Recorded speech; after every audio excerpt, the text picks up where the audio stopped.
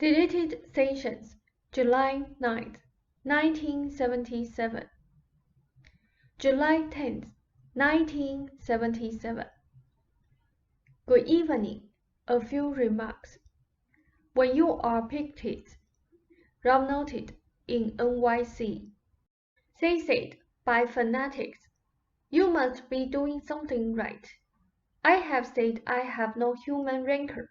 I understand that fanatics, for example, have their place, and it would help if you tried to look at human behavior sometimes from a slightly more expansive view.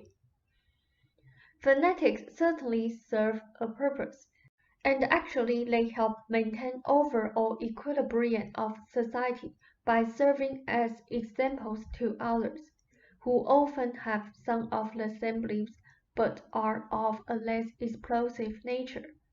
By going to extremes, fanatics point out to others the virtue of more moderate ways, and their actions actually make others with the same kind of persuasion evaluate their own beliefs.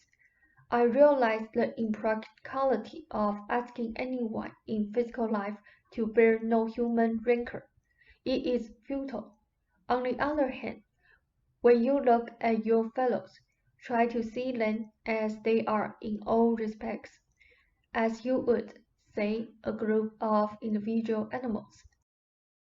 Do not always compare them against any ideals superimposed by you or anyone upon others. As each species of flower has its place in the natural world, so, in terms of this analogy at least, the fool and the scholar, the fanatic, the timid, the wary and the exuberant, the greedy, all of these also have their place.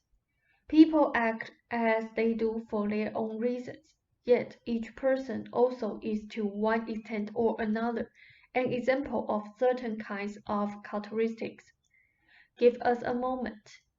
The fanatic is usually also a person whose vitality is blacked in important ways, yet he manages often to summon great energy, so that even in his denunciations he shows many people who are more timid the demonstration of personal exuberance and energy, however misdirected.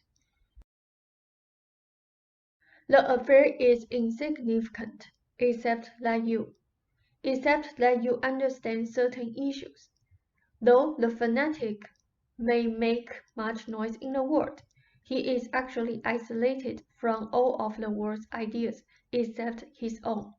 Anything else is seen as a threat. He does not follow the development of his concepts or beliefs. For example, they stop at one particular point, and at that point he wages his battle against reality.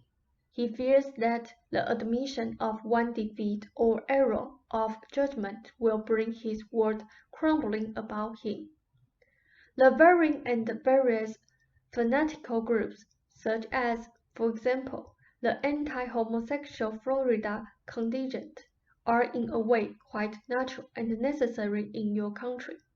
They serve as focus points for others who have the same ideas but are afraid to really face them or admit their beliefs. A former Miss America does it for them. Grudges and old hatred and old alliances that could otherwise really erupt, say into wars or bloodshed in your country, are instead given normal, periodic eruptions, so that free speech, of whatever nature, even inflammatory, serves to bring such issues into the open. A few remarks on another matter. If you want all books in total to sell far better, you have only to send out such messages and imagine them doing so. I suggest that first of all, you ask yourselves what you really want and what you really believe. I will tell you what you want, my dear friend. You want the books to sell very well and the message to go out clearly to all. As long as you are not bothered, as long as you do not have to mix with fools, the same fools who compose the various psychological, scientific, or medical societies, the same fools whom you sometimes say do not bother contacting you, as long as the inquirer, that rag, does not annoy you for interviews, and as long as people are not personally affected enough to bother you in any immediate fashion. Before you send out such messages, then see if you want to accept the consequences. Work such as ours is a different matter than a novel. A novelist may indeed maintain seclusion from the world, and while the world may not like it, it doesn't care enough, except for a few publicity seekers, to track him down. Our work is affecting the lives of millions, Rob noted, repeated in answer to my surprised look at Seth. They said, through direct readership and through the influence of those readers upon others, who may not, for example, even read the books, or who may read rarely in any case. John noted to me, they said, your feelings have been ambiguous, and so far the books have sold exactly as you really wanted them to. I am speaking overall, making no divisions here between Ruber's books and mine. It is beside the point to become angry at those who buy the Seth books and not Ruber's. Those people do the best they can. Their understanding goes so far at this time. Some of them will go into Ruber's books. I said it was beside the point, but beyond that it is somewhat self-defeating. They need encouragement. They act, of course, from their own reasons. Yet your attitudes jointly can telepathically tempt them to Ruber's books, or help reinforce their own reluctance. Now give us a moment. I am in my way rather pragmatic about the world. I do not expect all people to be wise. I do expect all people to be different, to display abilities and characteristics of a highly diverse nature, and to be highly creative. They try to be creative. A man may be a fool, so to speak, in his spiritual or political judgments, as a father or as a brother, or in perhaps only one relationship he may be an artist, bringing out in that other person the greatest abilities and potentials. I mention this so often because, again, I do not want either of you to become self-righteous, for such an attitude narrows any road. The fanatic becomes engrossed in one overall issue. To a lesser degree, those who become too concerned with the world's shortcomings can begin to see nothing but a one-sided one. From this, let me lead into Ruber. Over the years, he developed patterns of behavior to deal with frightful situations in a large manner, and beneath all, the situations themselves could vary and are not the main issue. Your need for defense exists in direct proportion to your feelings about the world, and your feelings about your own strength or power, for reasons given, involving sexuality, unconventional abilities, and so forth. Ruber felt more vulnerable than you. Whenever you reinforce the ideas of threat, defense must be built up. Some threats are realistic and some are not. If you concentrate upon your daily, natural prime events, you will not live under a constant sense of threat. There are too many periods of safety if you take advantage of them. If you worry about probable future threats, you lose some of that natural safety. If you do that as a matter of course, you not only lose the safety, but project threat into the future. Sometimes, in extreme cases, No frightful situations are even necessary.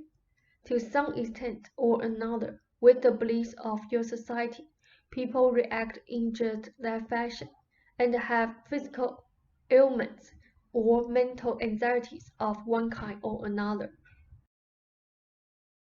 They depend upon conventional authorities for relief. Ruber was walking beyond such authority, and yet his own sense of safety and value had not grown sufficiently so that he could depend upon his own newer beliefs either. To that extent, he carried a double burden, or accepted a double challenge. The entire condition, regardless, was caused by tension of a steady nature. Its original beginnings were in the head area. That is where the tension began. It is now being released in stages. The odd sensations of mobility are experienced as odd because the release of one area does begin to move other areas with it, but with varying degrees of unsynchronized motion. The quickness is beginning to return. The knees will release in that fashion. There is nothing wrong with the knees. It has been an overall measure. As yet sometimes unsynchronized new motion has been responsible for the eye difficulties. One eye moves faster. James explained some issues of greatest importance. You are dealing, however, from your perspective with ideas that have the potential of reorganizing the society, yet your backgrounds have been those of your world. I am aware of your efforts to put these sessions into practice. Give us a moment. You were correct. The people that are most affected are the young people. Many of them, beginning professions in a few years, will start with far better beliefs than in the past. It does little good in certain terms to affect the current power structure, but instead to anticipate the future makers of the world. Take your break. Now you are correct, and I give you an A. The important point, however, is that if you are not honest with your own feelings and beliefs, then you feel victimized by the society who will not buy your books. You feel more apart from it. Ruber imagines himself more isolated and at the same time frightened. You are always better off building bridges to others in whatever way is natural to you. We will not have a minute sensation by phone, for example.